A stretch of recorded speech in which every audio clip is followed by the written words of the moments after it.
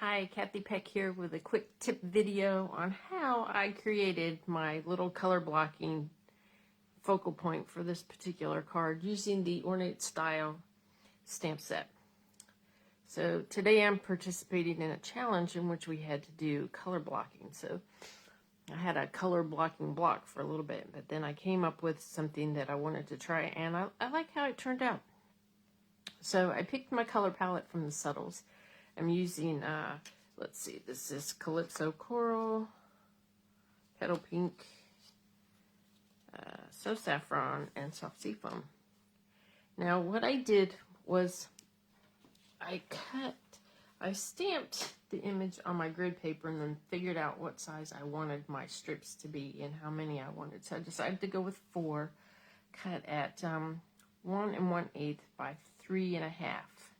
So I did that, and I wanted them to slightly offset. So I kind of laid them over here and fiddled around until I figured out what I wanted to do. And then I took a piece of white cardstock and I put a strip of Stampin' Seal on it.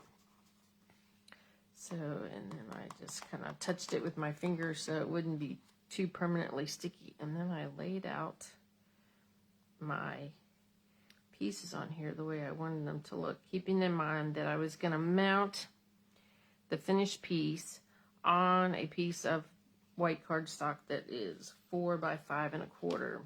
You know, your typical layer size for your card base. Okay, so I wanted this one a little over.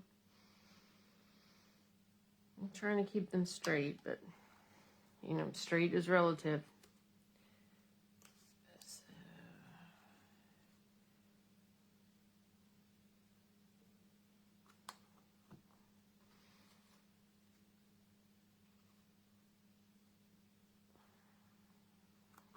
Just stuck them on here, and then I'm going to use my Stamparatus to do the actual stamping, because with this technique you need the Stamparatus. Now don't mind my dirty Stamparatus, but it's okay. So I take my Stamparatus and I lay this in here. It's well loved, that's what I say, well loved. And then I'm going to lay my stamp on here. Kind of position the stamp the way you want it. Then pick it up. I love this thing. Ink it up. I'm using VersaFine for this, but you can use any black ink, your favorite black ink. Tombow, or not Tombow, but the Tuxedo, Memento Tuxedo Black, or this Versamark. I've had Versamark for years. I've used it before I even joined Stampin' Up.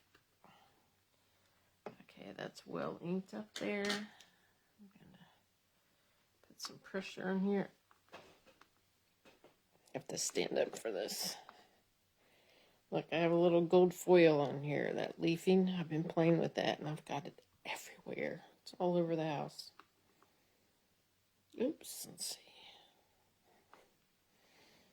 That's what I love about this. If something doesn't come through, you can just go back, add more ink, and stamp it. But that looks good. Okay. Now, for the next part of the tip. What I'm going to do now, and you'll probably think I'm nuts, but I'm going to pull these off of here. And remember to gently twist, and they come off real easy. Just twist. And that's why you want to use this just regular Stampin' Seal, not Stampin' Seal Plus, and then touch it a little bit with your hand so it's not so sticky, but it'll give you enough hold to get the job done. All right. Now I'm going to take the same Stampin' Seal and a scrap. This was a test piece. I'm going to run it down there. And then I'm going to put these on the way I like. The reason I didn't adhere them to this piece of cardstock and then stamp is because it would have given me a little bump in the middle, and it wouldn't have stamped evenly. So you need to keep it on an even flat surface. So by stamping on this, everything was touched. Does that make sense? What? In my mind, it makes sense. But anyway, you'll get it. So then this is just to line them up, and then I'm going to use dimensionals to pop them up.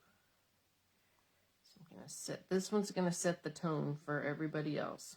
I need to make sure that's straight and then set this straight on here. That doesn't have to be too terribly straight, but you get it.